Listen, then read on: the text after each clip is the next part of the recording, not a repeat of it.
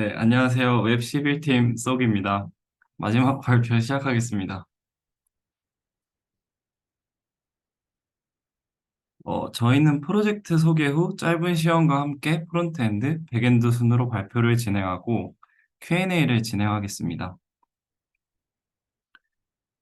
저희는 팀원들의 제일업 이니셜을 따서 저희의 서비스가 사람들의 마음에 쏙 들어가길 원해 만든 팀명입니다. 프론트엔드로는 서미나 김찬우, 오승혁 캠퍼와 함께하였고, 백엔드로는 최진수, 송현우 캠퍼와 함께 프로젝트를 진행하였습니다. 다음으로 프로젝트의 개요에 대해서 설명드리겠습니다. 저희는 실사용자가 사용할 수 있는 서비스를 만들어 많은 트래픽을 경험할 수 있는 서비스 주제를 고민하였고, 부스트 캠프 수료 시기에 맞춰 연말 크리스마스에 많은 관심을 얻을 수 있는 서비스를 제작하였습니다. 시연과 함께 프로젝트 소개를 하겠습니다. 먼저 저희 이제 도메인에 접속하면 스노우볼을 클릭 시 주민이 가능하고 장식을 클릭 시에 장식에 연결된 메시지를 확인할 수 있습니다. 소개글에서 저희 서비스에 대한 다양한 기능에 대해 확인할 수 있습니다. 다음으로 로그인을 한 뒤 첫 사용자는 본인의 닉네임을 설정하고 그 다음으로 스노우볼을 생성해 줍니다. 여러 장식 중 하나를 고른 뒤에 북캠덕으로 저희는 설정을 하고 그 뒤에 색깔과 장식을 고른 뒤에 스노우볼의 이름도 지워집니다. 이렇게 만드는 도중에도 본인의 스노우볼을 확인해 보실 수 있습니다. 그리고 생성한 뒤에는 링크를 공유하여 다른 방문자들에게 편지를 받을 수 있게 됩니다. 이 링크는 나중에 줌 채팅에 공유하고 마지막에 한번 확인하겠습니다. 다들 많이들 남겨주시면 감사하겠습니다. 그리고 이제 방문 페이지로 이렇게 들어오게 되면은 그 주인의 메시지를 확인하거나 직접 편지가 담긴 장식을 남겨 스노우볼을 꾸며줄 수 있습니다. 방문자 또한 장식과 색깔을 선택한 뒤에 편지지 색을 선택 후 메시지를 남기게 됩니다. 이렇듯 다시 돌아와 메시지를 남기게 되면 다시 돌아와 남긴 메시지를 확인할 수 있습니다. 그리고 메인 페이지를 설명드리면 메시지 리스트 보기나 소개글 다시 보기, 메시지 비공개 기능과 링크 공유 등 그리고 볼멍 효과 이렇게 여러 기능들로 스노우볼을 감상할 수 있습니다. 이제 채팅에 링크 공유 드릴 건데 시간 되시면 한 번씩 작성해 주시면 발표 마지막에 한번 보도록 하겠습니다. 다음으로 이제 기술 스택은 간략하게 설명드리겠습니다. 프론트엔드는 리액트와 3JS 그리고 스타일드 컴포넌트를 사용하였고 백엔드는 네스트.js와 MySQL을 사용하여 진행하였습니다. 인프라 구조는 후에 백엔드 발표 때 자세히 설명드리겠습니다. 먼저 저희가 3JS를 선택하게 된 이유로는 비슷한 라이브러리 바빌론에 비해 3JS 자료가 더 많았고 리액트 프로젝트에서 3JS를 사용하기 쉽게 해주는 R3F 라이브러리가 있었기 때문에 3JS를 사용하기로 결정하였습니다. 다음으로 스타일드 컴포넌트를 사용하게 된 이유는 CSS의 기본적인 속성들을 학습하기 위함과 리액트를 사용하게 되면서 컴포넌트별로 CSS 스타일까지 정의하여 가독성과 구현하는 데 편의성을 얻기 위해 사용하였습니다. 다음으로 프론트엔드의 기술적 도전에 대해 말씀드리겠습니다. 저희 프론트엔드 팀원들은 모두 리액트 라이브러리의 처음이었고 개발 경험이 많이 부족하여 기초에 집중하고자 하였습니다. 차례로 4가지 기술적 도전을 말씀드리겠습니다. 먼저 저희는 다양한 기기에서 서비스를 이용할 수 있도록 하기 위해 노력했습니다. 사용자들이 편하게 접근할 수 있도록 모바일과 PC에서 정상적으로 사용 가능하게 만들고자 했고, 그러던 와중에 사파리에서 100VH 사용 시 상하단의 UI가 잘리는 문제와 어떤 아이폰에서는 아래에 하얀 줄이 생기거나 특정 버전의 삼성 브라우저에서 키보드가 올라왔을 때 높이가 그만큼 줄어들어서 UI가 뭉개지는 문제 등 여러 문제가 발생했고, CSS 속성 수정과 미디어 태그를 활용해서 해결하기 위해 노력했습니다. 테스트할 수 있는 기기가 적어서 지인들에게 테스트를 요청하면서 최대한 많은 버그들을 수정하려고 노력했습니다. 다음으로 저희 프론트엔드 컴포넌트 구조에 대해 설명드리겠습니다. 라우터로 크게 4가지 컴포넌트로 나누었고 각각의 하위 컴포넌트들은 3D 모델 컴포넌트와 UI 컴포넌트로 나누어 각각 렌더링할 요소들을 나누어 설계하였습니다. 여기서 저희가 가장 오래 고민했고 문제가 많았던 부분은 컴포넌트 리렌더링에 관한 이슈였습니다. 캔버스를 통해 3D 모델을 그리는 컴포넌트가 리렌더링 되면 애니메이션 효과 또한 초기화가 되어서 이 오른쪽 위 그림과 같이 성능 저하 문제나 사용자 부정적 경험을 유발할 수 있었습니다. 그로 인해 리렌더링에 대해 깊게 고민하고 유즈 스테이트 훅 또한 그 컴포넌트 뎁스에 따라 까다롭게 고민하였습니다. 스테이츠를 변경함에 따라 컴포넌트 리렌더링에 성공하였는데 이때 유즈 래프를 유즈 이펙트의 의존성 배열에 넣어 상태 관리를 진행하려고 하는데 유즈 래프의 변함을 감지하지 못하였고 이로 인해 컴포넌트의 업마운트와 마운트 생명 주기에 대해 다시 알게 되었고 유즈 이펙트가 어떠한 상황에서 실행되는지 직접적으로 경험하며 학습할 수 있었습니다. 그로 인해 컴포넌트에 전역적으로 데이터를 사용할 수 있는 유즈 컨텍스트를 도입했고 캔버스 컴포넌트와 UI 컴포넌트에 각각 필요한 데이터를 전달할 수 있었습니다. 하지만 컨텍스트에서 사용하는 데이터를 최신화하는 과정에서 두 컴포넌트 모두 오른쪽 위 그림과 같이 메시지 읽음 처리를 위해 풋 요청 응답 시 캔버스 리렌더링 이슈가 있었고 이 방법을 해결하기 위해 고차 컴포넌트인 리액트 메모를 사용하여 이슈를 해결하였습니다. 이로 인해 프로바이더가 제공하는 스테이트 데이터가 바뀌었을 때 하위 컴포넌트에서 원하는 부분만 리렌더링 할 수 있었습니다. 다음으로 추가로 실사용자를 대상으로 진행할 예정이어서 서버 부하를 최소화시키려는 고민을 하였습니다. 딜리트나 풋 요청 시에 상태 코드가 200이라면 데이터를 새로 요청하여 최신화하지 않고 그냥 클라이언트 단에서 직접 데이터를 수정하고 렌더링하였습니다.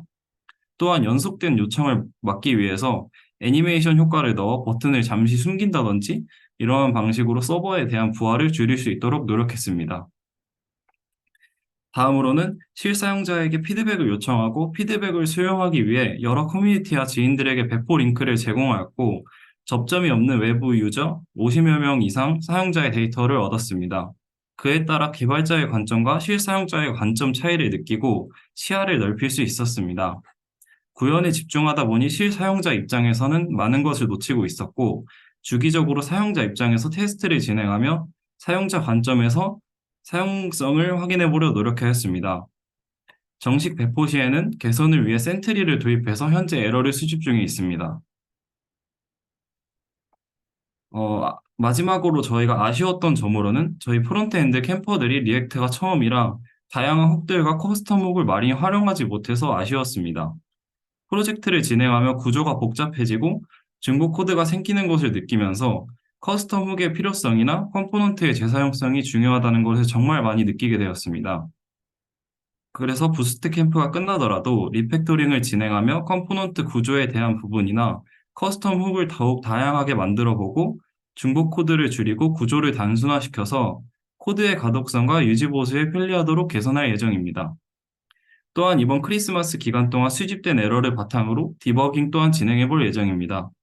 추가로 UI적으로도 보완하고 싶어서 디자이너와의 협업을 통해 내년에는 더 좋은 모습으로 서비스를 재출시해 보는 꿈이 있습니다. 네, 다음으로는 백엔드 발표로 넘어가겠습니다. 네, 백엔드 발표 시작하겠습니다. 먼저 시스템 아키텍처에 대해 설명하겠습니다. 저희는 NCP 크레딧이 주어져서 실제 사용되는 인프라를 따라해 볼 수 있는 좋은 기회라고 생각하여 VPC를 사용하였습니다. VPC를 사용함으로써 보안과 네트워크 구조에 더 신경을 쓸 수 있었습니다. 엔진엑스가 있는 웹 서버를 퍼블릭 서브넷에, 백엔드 코드가 있는 와스 서버와 데이터베이스 서버를 각자 다른 프라이빗 서브넷에 두었습니다. 엔진엑스를 리버스 프록시로 사용하여 클라이언트는 엔진엑스 서버와만 통신을 하여 백엔드 서버와 직접적인 통신을 막아주었습니다. 또한 나트 게이트웨이를 추가해 주어 백엔드 서버가 배포된 컨테이너를 불러올 수 있게 해주고 외부로부터의 접속은 차단해 주었습니다. 저희는 초기에 이 코어에 와스 서버를 한 개 띄워주었습니다. 해당 서버는 스노우볼 조의 API 호출을 1초에 200개에도 버티기 버거워했습니다. 퀄이 최적화를 했는데도 불구하고 성능이 좋아지지 않아서 서버를 증축하기로 결정했습니다. 이 코어 서버는 대당 월 9만 원이어서 서버 수를 늘려서 증축해주기보다는 와스 서버를 4코어로 변경해주고 도커 컨테이너를 3개 띄워주었습니다. 각 컨테이너는 하나의 노드 프로세스가 돌아가고 있습니다. 노드.js의 싱글 스레드 특성을 이용해서 한 컨테이너의 코어를 하나씩 배정해 주었습니다. 엔진엑스에서는 로드 밸런싱을 통해 커넥션 수가 제일 적은 서버 순으로 리퀘스트가 들어가게 처리해 주었습니다. 서버 증축 후 1초에 500개의 리퀘스트를 처리할 수 있었습니다. 평균 속도는 28ms로 아주 짧았고 95%의 요청은 40ms 이내에 처리가 되는 것을 볼 수 있었습니다. 다음 쿼리 최적화 부분부터는 현우님께 넘겨드리도록 하겠습니다. 그리고 저희 팀에서는 타입 ORM을 사용했지만 내장 함수들에 의존하지 않고 쿼리 로그를 API별로 기록하면서 쿼리 최적화를 지속적으로 진행했습니다. 대표적인 예시로 세이브 함수를 사용하던 로직들을 계산했는데요. 세이브 함수는 기본적으로 트랜잭션과 리로드 옵션이 설정되어 있어서 필요 없는 쿼리와 트랜잭션이 실행되고 있었고, 그래서 쿼리 빌더를 사용하거나 세이브 함수 옵션을 해제하는 식으로 로직을 계산했습니다. 당시에는 부하 테스트를 도입하기 전이라 포스트맨 러너로 간단하게 테스트를 해본 결과 응답 시간이 눈에 띄게 개선되었습니다. 또 쿼리 비용이 비싼 딜리트보단 소프트 딜리트로 메시지 삭제 로직을 구현했고, 기본적인 쿼리 최적화로는 트랜잭션 범위를 최소화하고 필요한 컬럼만 셀렉트하고 리미트를 활용하고 불필요한 쿼리를 제거하는 등의 최적화를 진행했습니다. 또한 익스플레인으로 인덱싱이 잘 되고 있는지 실행 계획도 확인하면서 설계를 진행했습니다. 그리고 쿼리 로그를 보면서 데이터의 정합성이 이슈가 생기는 부분들을 최대한 파악하려 노력했습니다. 대표적으로 인설트한 데이터를 리로드하는 과정에서 정합성에 문제가 생길 수 있었고, 이러한 부분들에 모두 트랜잭션을 적용했습니다. 그리고 메인 페이지 접속 시 화면에 표시되는 총 메시지 개수와 실제 메시지 리스트의 정합성에 문제가 생기는 부분도 예상했는데요. 셀렉트끼리는 단순히 사용자에게 데이터가 노출되는 부분이고 발생 빈도도 높지 않다고 판단해서 성능을 고려해 트랜잭션을 적용하지 않았습니다. 그리고 장식 리스트들을 업데이트할 때 트랜잭션 범위를 개별 업데이트 쿼리마다 적용함으로써 한 번에 여러 장식에 대해 업데이트를 보내도 실패한 업데이트만 롤백함으로써 업데이트를 성공한 값들은 정상적으로 반영이 될 수 있도록 사용자 입장을 고려해서 설계했습니다. 그리고 메시지와 스노우볼 생성 API에서는 동시성 문제가 예상되었는데요. 오른쪽 그림을 보시면 유저 2명이 메시지가 거의 꽉 찬 스노우볼로 메시지 생성 요청을 동시에 보내면 셀렉트 카운트로 메시지 개수를 셀 때 둘 다 29개로 판단을 하고 인설트를 해버릴 수가 있습니다. 그러면 저희는 메시지 개수가 스노우볼당 최대 30개인데 30개 이상으로 메시지가 테이블에 들어갈 수 있겠죠? 이를 해결하기 위해 테이블에 메시지 개수를 저장하거나 락을 거는 것은 성능 문제가 생기기 때문에 유니크 키로 메시지의 위치인 로케이션을 등록해서 해결했습니다. 셀렉트 이후에 로케이션을 찾는 로직을 추가해서 다음에 들어오는 인설트가 롤백이 되는 형식으로 동시성 문제를 해결했습니다. 스노우볼 생성 시에도 동일한 문제가 있는데 스노우볼 생성 API는 메시지 생성 API와 달리 사용자만 생성을 할 수 있기 때문에 정상적인 요청으로는 동시성 문제가 생기지 않을 것으로 예상했습니다. 그래서 디도스나 네트워크 장애와 같은 비정상적인 요청을 차단하는 레이트 리미팅을 통해 우회적으로 해결해 보았습니다. 그리고 앞서 말씀드렸듯이 저희는 레이트 리미팅을 도입했는데요. 악의적인 사용자에 의해 디도스 공격을 당하면 서버가 죽을 수도 있고 저희가 클로버 API를 사용하기 때문에 인설트마다 API 요금이 부과될 수 있어서 스로틀링을 도입하게 되었습니다. 여기서 저희는 엔진엑스로 로드 밸런싱을 하기 때문에 클라이언트 IP를 따로 받아와서 클라이언트 IP별로 스로틀러를 설정했고 세대의 도커 컨테이너의 메모리에 각각 스로틀링이 되기 때문에 컨테이너마다 호스를 저장하게 됩니다. 그래서 리미트 대비 3배 이상의 요청이 와야 IP가 차단되는 것을 부하 테스트를 통해 직접 확인해 보았습니다. 저희 백엔드는 둘 다 백엔드 개발이 아예 처음이었기 때문에 기간 안에 안정적인 서버를 구축하는 게 가장 큰 목표였습니다. 그래서 아직 기술적 도전 측면에서 무중단 배포를 아직 도입하지 못해서 추후에 도입을 해볼 생각이고, 그리고 저희가 공개 스노우볼에 부적절한 메시지를 받은 사용자 입장에서 이를 필터링 해주는 로직이 없고, 그래서 아직은 그 부분이 미흡한 것 같고, 그래서 우선 몽고DB에 클라이언트 IP에 로깅을 해두고는 있는데, 아직은 실효성이 적은 것 같아서 이 부분을 개선할 점을 찾아보려 합니다. 그리고 마지막으로 서버 스펙을 늘리는 것보다 서비스 로직으로 더 최적화를 할 수 있는 방법을 고민해 볼 예정입니다. 이상으로 백엔드 발표를 마치겠습니다. 감사합니다.